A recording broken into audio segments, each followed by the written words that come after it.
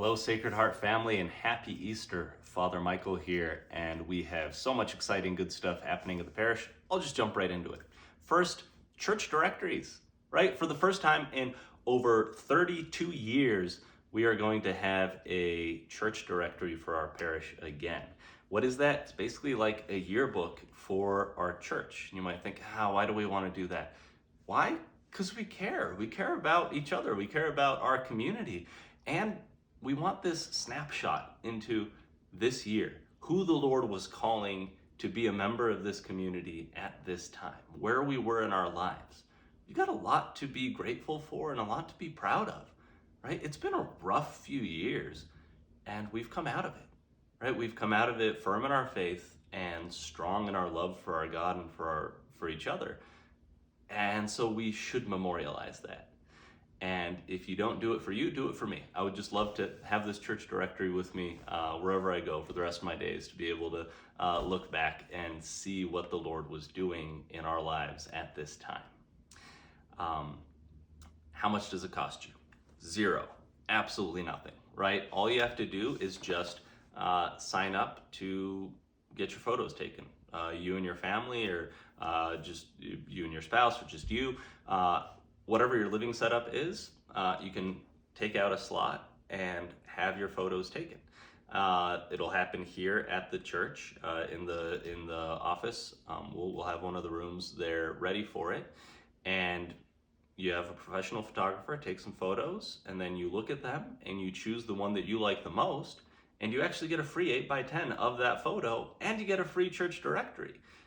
They're banking on the fact that some of you, when you go there and you see these beautiful photos, you'll think, ooh, grandma's gonna want one too, and actually this other one and this other one, and so you'll get one of those packages. And I encourage you to do so, right? If most of the legwork's already been done, you might as well do that. But if you're not interested in all of that, you can just come, get your photos taken, get a free 8x10, and a free church directory, and have participated in this great thing. So how do you do it? How do you sign up? Super easy, and we will put the links out with this video, but just wanted to show you how quick and easy it is. So here, I got a handy dandy little iPad. You go to ucdir.com, right?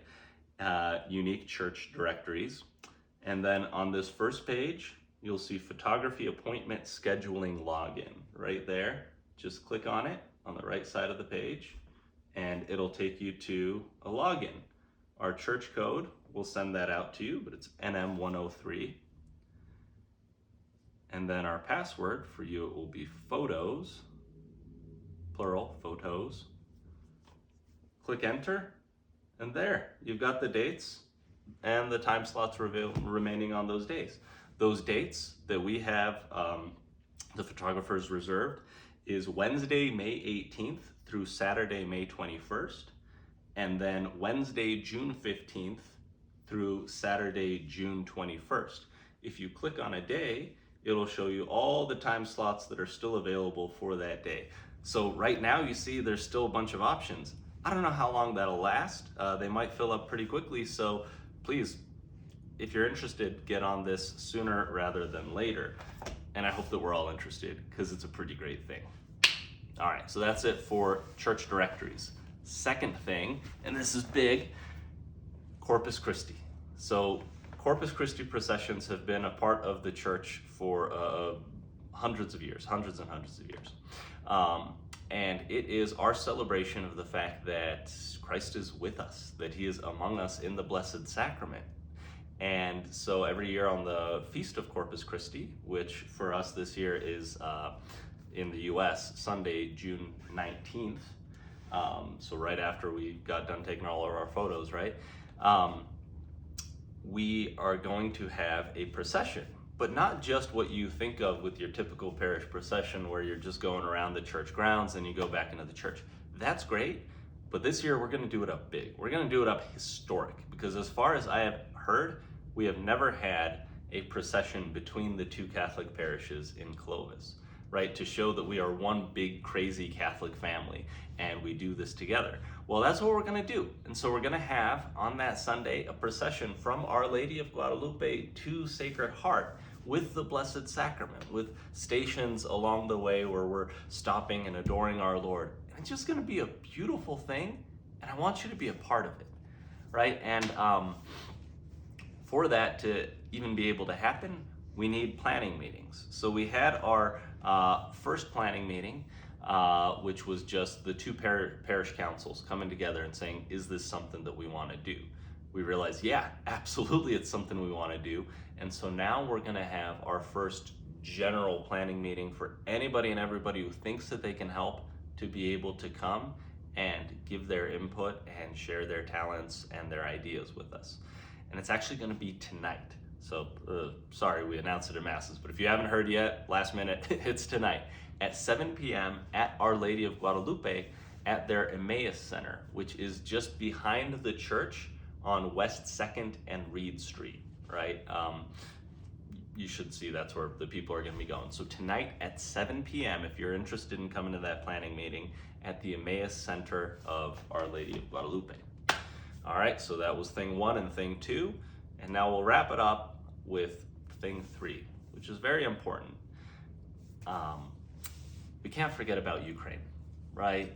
Our news cycle goes so quickly that we kind of see this crisis and we have all of this emotion about it, all this energy to help, and then we just kind of move on to whatever the next thing is.